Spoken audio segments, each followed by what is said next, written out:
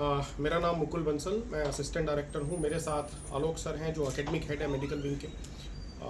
फिर साथ में हमारे विवेक दुबे सर हैं जो क्लस्टर हेड हैं, बिजनेस देखते हैं सर। और फिर साथ में हमारे हैं Anik sir, branch manager sir.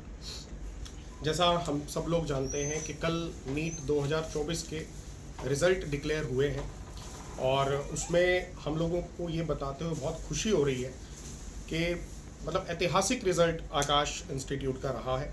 पूरे आकाश का बोलूँ या पूरे जोन का बोलूँ या ब्रांच का बोलूँ, हर जगह से बहुत सारे स्टूडेंट्स ने क्वालिफाई किया है, टॉप रैंक्स आई हैं। जैसे मैं आपको बताना चाहूँगा कि आकाश के 1,13,700 के करीब बच्चों ने क्वालिफाई किया है और इसमें से हमारे 1 लाख बच्चे क्लासरूम के थे और करीब 13,000 बच्चे डिजिटल प्रोग्राम के थे। उसके अलावा AIR-1 आकाश के पास है इस बार और AIR-1 पे 1 आई है 720 में से 720 लाने वाले बच्चों की, और ऐसे हमारे पास 21 बच्चे हैं जिनके 720 में से 720 यानी परफेक्ट स्कोर आया है आकाश का। उसके बाद अगर मैं टॉप रैंक की बात करूं तो टॉप 100 में आकाश के 36 बच्चे हैं, टॉप 500 में 162 बच्चे हैं, टॉप 1000 के अंदर 330 बच्चा है। ये मैं पैन इंडिया आकाश की बात कर रहा हूँ।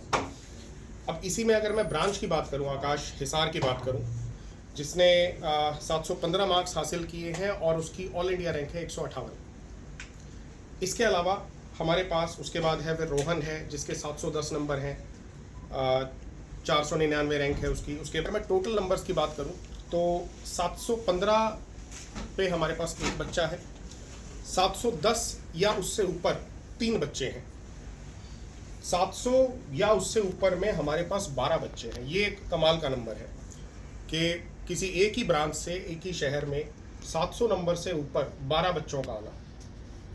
इसके बाद अगर मैं बात करूँ 650 की, तो 650 से ऊपर एक ही ब्रांच में हमारे पास 41 बच्चे हैं। ये मैं सारे बच्चे क्लासरूम की बात कर रहा हूँ जो हमारे यहाँ पढ़ रहे थे इसी ब्रांच में।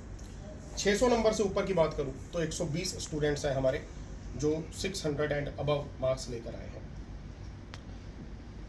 रैंक में बात करूं, ये तो मैं मार्क्स की बात कर रहा था। रैंक की बात करूं तो अंडर 200 हमारे पास एक रैंक है, एक स्टूडेंट है प्रथम। अंडर 500 हमारे पास 3 स्टूडेंट्स हैं एक ही ब्रांच में। अंडर 1000 हमारे पास 4 स्टूडेंट्स हैं।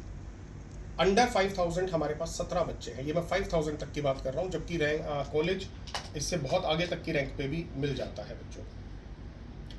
तो ये हमारी ब्रांच का लेखा जोखा जो कल रिजल्ट आया है उसका है, और इस पर मैं पूरी हिसार टीम को बधाई देना चाहूँगा। पूरे आकाश इंस्टीट्यूट के सभी academic and non academic staff को बधाई देना चाहूँगा। सब लोगों का कंट्रीब्यूशन रहा, और उनसे भी पहले मैं बधाई देना चाहूँगा बच्चों को और उनके माँ बाप को। बच्चों ने जो जी जान लगा के मेहनत की है 2 साल, उसका ये परिणाम है, और उनके पेरेंट्स ने जो उन्हें सपोर्ट किया है उनको मैं दिल से धन्यवाद देना चाहूँगा। अब आप अपने कोई सवाल हैं पूछना चाहें तो पूछ सकते हैं। ओवरऑल कंपटीशन कैसा रहा पूरा देश के, अगर हम बात करते हैं कितने बच्चों ने पार्टिसिपेट किया और उसमें से मैं कितने बता देता हूँ। ओवरऑल सर देश के अंदर 25 लाख बच्चे लगभग इस एग्ज़ाम में बैठे थे इस बार, और इस बार नीट एग्ज़ाम ने सारी हदें पार कर दी थी। कभी आज तक ऐसा नहीं हुआ कि एक एग्ज़ाम में 25 लाख बच्चे बैठे, और ये निरंतर बढ़ता ही जा रहा है हर साल। तो 25 लाख लोग बैठे थे, और यही वजह है कि 720 पे बहुत सारे स्टूडेंट्स हैं।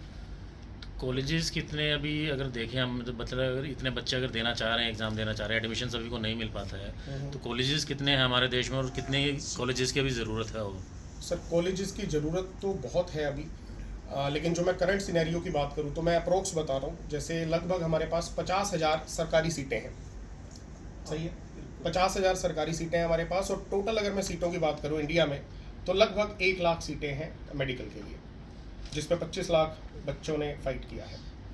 और इसमें मैं कुछ ये ऐड करना चाहता हूँ, पिछले 10 साल में हमारे मेडिकल कॉलेज इंडिया में डबल हुए हैं, और एम्स की संख्या भी काफ़ी हद तक बढ़ी है, लेकिन ये अभी भी पर्याप्त नहीं है। अगर आप वर्ल्ड में देखें ये रैंकिंग, तो अभी भी इंडिया का मेडिकल के क्षेत्र में काफ़ी हम लोग पिछड़े हुए हैं। लेकिन मुझे ऐसा लगता है कि गवर्नमेंट अब फोकस कर रही है। पोस्ट कोविड काफ़ी गवर्नमेंट सीरियस हुई है कि और नए मेडिकल कॉलेज खोलने की ज़रूरत है, लेकिन इसका ज़्यादा रिफ्लेक्शन पीजी एंट्रेंस एग्ज़ाम पे दिख रहा है more than UG entrance exam. तो पीजी सीट्स बढ़ रहे हैं धीरे धीरे, तो इन बच्चों को जो ये लोग क्वालिफाई करके जा रहे हैं, इन लोग को डेफिनेटली 5 साल के बाद पोस्ट ग्रेजुएट एंट्रेंस एग्जाम में काफ़ी फ़ायदा होगा इसका। तो ये भी जो बात हो रही थी अंडर ग्रेजुएट्स की, हाँ जी। ये यूजी इस बार 720 वाले काफ़ी बच्चे आए, टोटल कितने हैं? टोटल सर आकाश के 720 वाले 21 बच्चे हैं। आकाश की नहीं, टोटल अगर पूरी टोटल 67 है इंडिया में। हाँ, इंडिया में 67। तो ये आंकड़ा है, कल पहली बार ऐसा हुआ, कितनी संख्या में? हाँ, इस रैंक ये में? पहली बार ऐसा हुआ है। मैंने बताया ना कि 25 लाख बच्चे बैठे हैं और बच्चों में प्रतिभा की कोई कमी नहीं है, तो 720 में से 720 लाने वाले बच्चे बहुत हैं। और ये 720 तो खैर उस दिन के ऊपर निर्भर करता है। मैं ये मानता हूँ कि जिस बच्चे का 715 आया है, 10 आया है, 5 आया या 700 आया, वो सारे बच्चे एक ही कैलिबर के हैं। हमारा बच्चा जो 715 लेके आया, अगर उसका भी उस दिन सही रहता सब कुछ, एक ही सवाल तो गलत हुआ, वो भी अगर हो गया होता तो यहाँ से भी आपको हिसार से ऑल इंडिया रैंक 1 देखने को मिलती। सिर्फ एक सवाल की वजह से वो रैंक 1 नहीं है। टोटल कितने बच्चे थे आपके इस सेंटर की बात करें? हमारे इस सेंटर पे सर 532 बच्चों ने टेस्ट दिया था। और कितने क्वालिफाई हो गए, उसमें से लगभग 425 के करीब।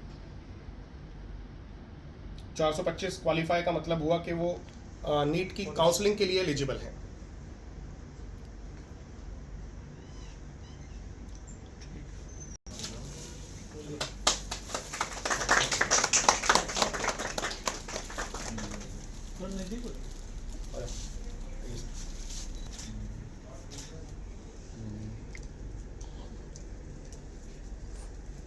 ये बच्चा है जो 715 नंबर लेके आया और 158 रैंक। और मैं इस चीज़ की भी कामना करता हूँ, और मुझे एंट्रेंस एग्ज़ाम के नाम पे इसने इतना नॉलेज गेन किया है कि कल को जब ये मेडिकल कॉलेज में जाएगा तो मैं ये बात को बिल्कुल श्योर हूँ कि ये पोस्ट ग्रेजुएट से ज़्यादा नॉलेज गेन करेगा।